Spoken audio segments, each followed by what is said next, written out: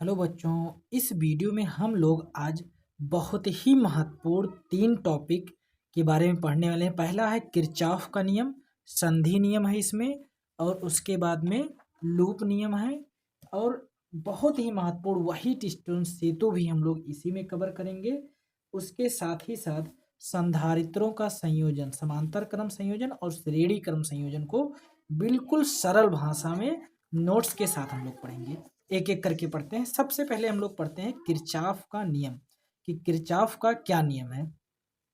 तो किरचॉफ ने तुल्य प्रतिरोध तथा विभवांतर ज्ञात करने के लिए 2 नियम दिया, जिसे किरचॉफ का नियम कहते हैं। किरचॉफ ने प्रतिरोध और विभवांतर ज्ञात करने के लिए 2 नियम दिए, जिसे हम लोग किरचॉफ का नियम कहते हैं। सबसे पहला उन्होंने जो नियम दिया था वो संधि नियम है। दूसरा इन्होंने लूप नियम दिया था। तो सबसे पहले हम लोग पढ़ेंगे संधि नियम के बारे में। तो इस नियम अनुसार संधि पर मिलने वाली धाराओं का बीजगणितीय योग शून्य होता है। इस नियम अनुसार क्या होता है, जो संधि होता है, संधि मतलब जहाँ कई सारे धाराएं आती हों या जाती हों, उसे हम लोग संधि, इंग्लिश में जंक्शन बोलते हैं। जैसे आप लोगों ने नाम सुना होगा, ट्रेन स्टेशनों का नाम होता है जंक्शन। तो जंक्शन का मतलब होता है जहाँ कई सारी लाइनें आपस में मिलती है। इसे यहाँ कई सारे आपस में धाराएं मिलती हैं, तो इसलिए हम लोग इसे संधि कहते हैं। तो संधि पर मिलने वाली धाराओं का जो बीजगणितीय योग होता है वो शून्य होता है। ये बात किरचॉफ ने अपने प्रथम नियम में बताया था कि मान लेते हैं कि यहाँ से धारा I2 आ रहा है, यहाँ से धारा I3 आ रहा है। तो जितना I2 I3 धारा अंदर की ओर आ रहा है, उतनी ही धारा बाहर की ओर जाएगा।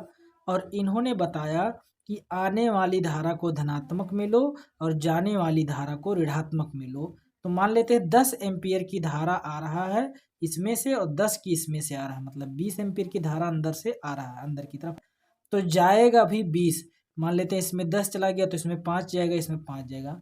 मतलब कि आने वाली धारा और जाने वाली की धारा का जो बीजगणितीय योग होगा वो शून्य होगा। इसको हम लोग किस तरह से समझ पाएंगे, जैसे मान लेते हैं कि आने वाली धारा का जो योग है वो 10 है, प्लस का 10, और जो जाने वाली का है वो माइनस का 10 है। तो टोटल कितना हो जाएगा, 10 में से 10 जाएगा तो 0 बचेगा। तो बीजगणितीय जो योग होगा वो होगा। ठीक है, इसको इन्होंने समझाया। अभी हम लोग एक उदाहरण के द्वारा भी समझ लेंगे। पहले थोड़ा सा पढ़ लेते हैं। बिंदु ओ पर संधि नियम लगाने पर, जो बिंदु ओ है इस पर संधि नियम लगाने पर। और दूसरी बात, यदि मेरे चैनल पर पहली बार आप आए तो सबसे पहले आप सब्सक्राइब करो, इसमें आपका कोई नुकसान नहीं होगा। और यदि वीडियो पसंद आ रहा हो तो लाइक करो और चैनल को सब्सक्राइब करो। और आप कहाँ से वीडियो देख रहे हैं वो आप ज़रूर कमेंट करो। आपका बोर्ड एग्जाम बहुत ही महत्वपूर्ण है, तो उससे रिलेटेड मैं इस चैनल पर वीडियो लाता रहता हूँ। तो यहाँ पर हमने लिखा है कि ओ पर, बिंदु ओ पर जो संधि नियम लगाया जाए। संधि नियम मतलब आने वाला धनात्मक, आने वाला धनात्मक, जाने वाला ऋणात्मक, जाने वाला ऋणात्मक। तो टोटल जो धारा होगा वो 0 के बराबर होगा। ये है सिग्मा। सिग्मा मतलब होता है सबको जोड़ने पर टोटल। टोटल आई जो होगा वो 0 होगा। जैसे हम यहाँ पर अगर देखें तो I2 आ रहा है, I3 आ रहा है अंदर की तरफ, I1 जा रहा है। तो जो जा रहा है बाहर की तरफ, जो निकल रहा है संधि से दूर जा रहा है, उसे माइनस में। तो I1 माइनस में, I2 अंदर की तरफ आ रहा है इसलिए प्लस में, और फिर उसके बाद में I3 भी अंदर की तरफ आ रहा है इसलिए प्लस में, I4 क्या हो रहा है, बाहर की तरफ जा रहा है इसलिए माइनस में, I5 भी बाहर की तरफ जा रहा है वो भी माइनस में, बराबर 0 होगा, बराबर 0 होगा। अब यहाँ जो माइनस वाला है उसको सबको उस साइड कर देंगे, तो यहाँ पर प्लस वाला बचेगा I2 और I3, और माइनस वाला इधर जब चला जाएगा तो भी प्लस हो जाएगा। I1 इधर आएगा तो प्लस में, I4 इधर आएगा तो प्लस में, I5 जो इधर आएगा प्लस में। तो ये था हमारा पहले नियम का फॉर्मूला। अब इस पर एक हम न्यूमेरिकल भी लगाते हैं छोटा सा, कि किस तरह से हम इसको समझ सकते हैं। जैसे मान लेते हैं ये है, यहाँ पर अगर संधि नियम लगाएं, इस वाले पॉइंट पर संधि नियम लगाएं, तो यहाँ पर आने वाली धारा और जाने वाली के देखो। तो I1 क्या हो रहा है, बाहर की तरफ जा रहा है, कितना है, 15 एम्पियर है। I2 जो है वो क्या है, 10 एम्पियर है। I3 जो है कितना है, 25 एम्पियर है, अंदर की तरफ आ रहा है। I4 जो है 5 एम्पियर है, जो बाहर की तरफ जा रहा है। I15 जो है, I5 जो है वो 15 एम्पियर का, वो भी बाहर की तरफ जा रहा है। तो इस पर अगर हम लोग संधि नियम लगाएं तो क्या होगा कि सबसे पहले हम लोग देखेंगे आने वाली धारा को। आने वाली धारा कौन सी है, ये है I2 है, ये कितना है 10 एम्पियर, प्लस में हमने लिखा। आने वाली धारा कितना है 25 एम्पियर, प्लस में लिखा। बाहर जाने वाली धारा 5 एम्पियर, माइनस में लिखा। ये बाहर जाने वाली धारा कितना है माइनस का 15, और ये बाहर जाने वाली धारा I1। यहाँ पर अभी ये हमने क्वेश्चन में लिख दिया है, क्वेश्चन में हमको लिखना नहीं था, ये अभी हमको पता नहीं कि ये 15 है, तो इसलिए हमने लिखा I1 बराबर क्वेश्चन मार्क, यानी कि I1 हमको अभी पता नहीं, यहाँ पर हमने कैलकुलेट करके लिख दिया है। इसको आप अभी ये मत ध्यान रखना कि 15 है, ठीक है। तो बराबर 0 हो जाएगा। अब यदि हम लोग प्लस वाले को इकट्ठा करें तो 25 और 10 35 हो जाएगा, और माइनस वाला कितना है 15 और 5 20 हो जाएगा, तो 35 और ये 20 जो होगा इधर कर देते हैं, माइनस वाले को सबको इधर कर दो। -5 -15 इधर आएगा तो प्लस का 20 हो जाएगा। माइनस I1 जो है माइनस का इधर आएगा तो प्लस का हो जाएगा। अब क्या करते हैं कि इधर प्लस में है, तो प्लस वाले को जब इधर लाते, चाहे तो इसको करो इधर या ना करो, उससे कोई फर्क नहीं पड़ेगा। इधर लाएंगे तो माइनस का 20 हो जाएगा, तो 35 से 20 जाएगा तो कितना बचेगा 15 एम्पियर। कितना बचेगा 15 एम्पियर। तो I1 का जो वैल्यू आया था वो कितना आया है 15 एम्पियर। उसी को हमने बाय मिस्टेक लिख दिया है। ये 15 एम्पियर जो है बाद में हमको पता चलता है यहाँ पर कि I जो आया है, I1 जो आया है वो 15 एम्पियर है। इसके बाद में दूसरा हम लोग का नियम आता है, लूप नियम आता है। तो इसके बाद में हम लोग अब देखते हैं लूप नियम क्या है। तो लूप नियम सभी बच्चों को ज़्यादा कठिन लगता है, तो लूप नियम को समझाने के लिए हमने यहाँ पर बिल्कुल सरल उपाय किया है, ताकि बिल्कुल आसानी से आप लिख के आओ। जो बुक में लिखा होता है वो बहुत ही टफ लगता है, तो इसलिए हमने बिल्कुल आसान किया है। यह नियम बंद विद्युत परिपथ के लिए लागू होता है। जो लूप नियम होता है केवल बंद परिपथ के लिए, जो बंद होगा, जैसे यहाँ बैटरी लगा है, ये बैटरी लगा है, पूरा परिपथ एकदम से बंद है, बैटरी बंद होता है, यहाँ दिखाया जा रहा नहीं, समझो ये खुला हुआ, ठीक है। तो यह नियम जो होता है बंद परिपथ के लिए लागू होता है। इस नियम अनुसार किसी बंद परिपथ में प्रवाहित धारा तथा संगत प्रतिरोध के गुणनफल का बीजगणितीय योग उस परिपथ में लगे विद्युत वाहक बलों के बीजगणितीय योग के बराबर होता है। थोड़ा सा कठिन है, अभी देखो सरल करता हूँ, बताता हूँ। किसी बंद परिपथ में प्रवाहित धारा आई तथा उसके साथ जो है प्रतिरोध, उन दोनों को गुणा करो। गुणनफल का बीजगणित योग मतलब धनात्मक हो तो प्लस में लो, ऋणात्मक हो तो माइनस में लो, बीजगणित योग। तथा उस परिपथ में लगा विद्युत वाहक बल मतलब बैटरी, जितना बैटरी लगा हो 2 3 4 5, उसका बीजगणित योग करो। जैसे 10 एम्पियर कोई प्लस का है, कोई 10 एम्पियर माइनस का है, तो जो भी है विद्युत वाहक बल जो भी है उसे प्लस माइनस करके बीजगणित योग कहने का मतलब है योग के बराबर होता है। योग के बराबर हो मतलब यहाँ पर जो कुल विद्युत वाहक बल होगा वो धारा और प्रतिरोध के बराबर होता है। धारा गुणे प्रतिरोध के बराबर होता है। हमने यहाँ लिख भी दिया है E1 और E2 के बराबर होगा IR1 प्लस IR2। ये इन दोनों का गुणनफल है, ये गुणनफल, और ये यहाँ पर प्लस मतलब योग हो गया। तो E1 E2 जो होगा बराबर होगा IR1 प्लस IR2। दूसरी खास बात इसमें हमको एक नोट पॉइंट ध्यान रखना है कि यदि हम धारा की दिशा में चलते हैं तो संगत प्रतिरोध का गुणनफल धनात्मक होता है। यदि जिस तरफ धारा जा रहा है उधर की तरफ हम जा रहे हैं तो I और R जो होगा गुणनफल जो होगा वो धनात्मक होगा। लेकिन मान लेते हैं कि धारा इस दिशा से इस तरफ जा रहा है और हम इस दिशा से इस तरफ जा रहे हैं, तो IR का मान हमेशा ऋणात्मक होता है, ठीक है। और दूसरा पॉइंट ये है कि यदि सेल में ऋण इलेक्ट्रोड से धन इलेक्ट्रोड की तरफ चलते हैं, ऋण इलेक्ट्रोड से धन इलेक्ट्रोड की तरफ चलते हैं, तो विद्युत वाहक बल धनात्मक होता मतलब E प्लस में लिया जाता है। लेकिन यदि हम लोग प्लस से माइनस की तरफ जाते हैं तो विद्युत वाहक बल माइनस में लिया जाता है। इसी तरह से लिख के आना है, आपको ज़्यादा टफ वाला करना नहीं है, और ये 100% आएगा, ध्यान रखना।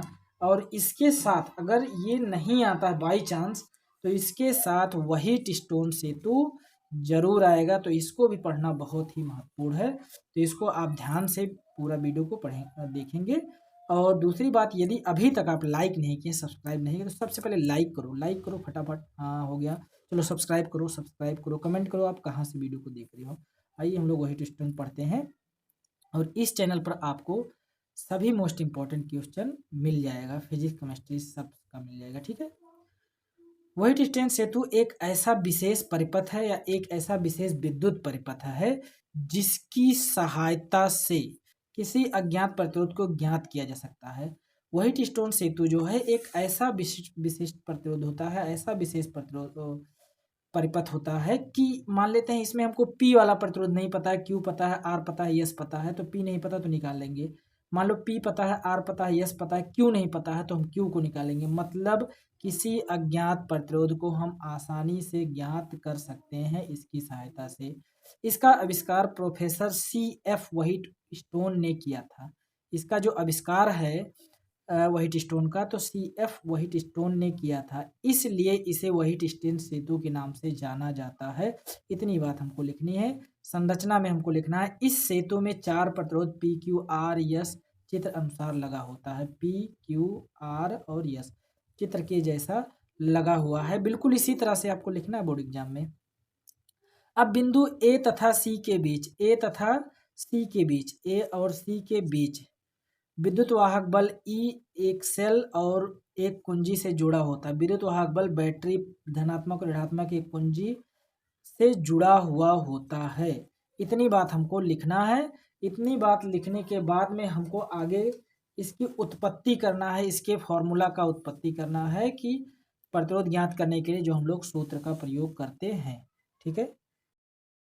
तो अब हम लोग उत्पत्ति को देखते हैं कि उत्पत्ति किस तरह से हुआ। माना संतुलित की स्थिति में बैटरी द्वारा दी गई धारा आई है। संतुलित की स्थिति में मतलब यहाँ पर जो प्रतिरोध लगाया गया है वो लगभग संतुलित है, बिल्कुल बराबर है।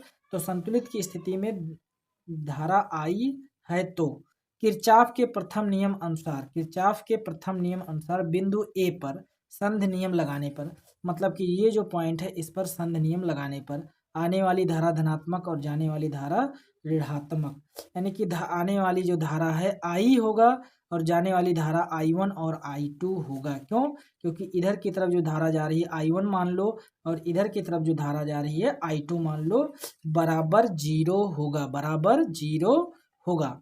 अब इन दोनों को इस तरफ कर देंगे तो I बराबर I1 plus I2, I1 plus I2 हो जाएगा।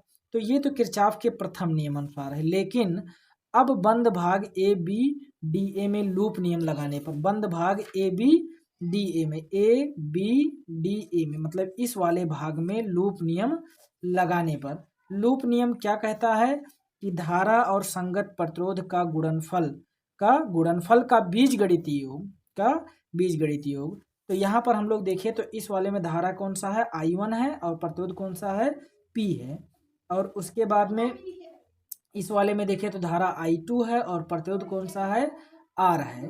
तो इसी बात को हम लोग लिखेंगे, इसी बात को। अब मान लेते हैं इस तरफ जाएंगे तो धारा के दिशा में जाते हैं तो धनात्मक लेते हैं, और धारा की उल्टी दिशा में, जैसे धारा इधर से इस तरफ आ रहा है और हम किस तरफ से जा रहे हैं, इधर से जा रहे हैं, तो उल्टी दिशा में माइनस होगा। तो यहाँ पर क्या होगा I1P जो होगा धनात्मक हो जाएगा। क्यों? क्योंकि हम जा रहे हैं I1P इधर की तरफ। ये मान लेते हैं कि I1 है, क्या है I1 है और ये I2 है। तो I1 इधर की तरफ जा रहे हैं तो धनात्मक हो जाएगा, और इधर से जब लौटेंगे तो ये क्या हो जाएगा, धारा की उल्टी दिशा में होगा। धारा इधर आ रहा है और हम इधर जा रहे हैं, तो उल्टी दिशा में जाने पर यहाँ पर क्या हो जाएगा, यहाँ पर हो जाएगा I2R माइनस में, कैसा हो जाएगा माइनस, बराबर 0। अब इस वाले माइनस को उधर कर देंगे तो ये प्लस में हो जाएगा। इस पहले नंबर को बोलेंगे समीकरण 1, इसको बोलेंगे समीकरण 2। इसी प्रकार हम क्या करेंगे, बंद लूप BCD में बोले तो BCD में इस वाले भाग में, जैसे अभी हमने आधे इस भाग में देखा, अब इस वाले भाग में BCD में, अब इस तरफ अगर जाते हैं तो I1 और Q जो होगा धनात्मक होगा, लेकिन उल्टी दिशा में आएंगे तो धारा तो इधर से जा रही है, हम धारा के विपरीत दिशा में जाते हैं तो यहाँ पर क्या हो जाएगा, माइनस में हो जाएगा। तो यहाँ पर हो जाएगा I2 माइनस में। तो वही हमने लिखा है कि इस बंद भाग BCD में लूप नियम लगाने पर क्या होगा, I1Q प्लस में हो जाएगा और I2 जो होगा ऋणात्मक हो जाएगा। जब माइनस वाला इधर करेंगे तो ये धनात्मक हो जाएगा। अब ये समीकरण नंबर 2, समीकरण नंबर 3, समीकरण नंबर 2 को समीकरण नंबर 3 से भाग देने पर, यानी कि समीकरण नंबर को 2 से अगर 3 में भाग देंगे तो क्या हो जाएगा, I से I कैंसिल हो जाएगा I2 से I2 कैंसिल हो जाएगा, P बटा क्यू R बटा एस बचेगा, P बटा क्यू R बटा एस, यही हमारा मेन फॉर्मूला होता है। अब मान लेते हैं कि हमको यस वाला नहीं पता, यस अज्ञात प्रतिरोध नहीं पता है, तो यस को हम इधर कर देंगे तो ये गुणे में हो जाएगा, और जब इस पूरे भाग को इधर की तरफ करेंगे तो पलट जाएगा, यानी कि क्यू बटा पी हो जाएगा। तो यस बराबर क्यू बटा पी इंटू आर, और ये हमारा फॉर्मूला हो जाता है। इस प्रकार से हमने दो टॉपिक को क्लियर कर लिया। इसके बाद जो हमारा टॉपिक आता है संधारित्रों का संयोजन आता है, जो बहुत महत्वपूर्ण है, बहुत ज़्यादा महत्वपूर्ण है। हर बार लगभग लोग पूछा जाता है कि संधारित्रों का श्रेणी क्रम संयोजन, समांतर क्रम संयोजन। तो इसके लिए आप नेक्स्ट वीडियो में देखेंगे, क्योंकि वीडियो बहुत लंबा हो जाएगा, तो वीडियो लंबा नहीं करना चाहते हैं, लिंक मैं डिस्क्रिप्शन में दे देता हूं, उसमें आप जरूर देख लो, ठीक है। और लाइक सब्सक्राइब अपने मित्र के पास भेजो, आप कहाँ से देख रहे हैं उसको जरूर भेजो, ठीक है। आपका क्या नाम है वो भी भेजो। फिर मिलते हैं हम लोग अगले वीडियो में। अच्छा, इसका हम लिंक डिस्क्रिप्शन में डाल दे रहे हैं, इस वाले का लिंक संधारित्रों का संयोजन डिस्क्रिप्शन में डाल दे रहे हैं, वहाँ क्लिक करके देख लो।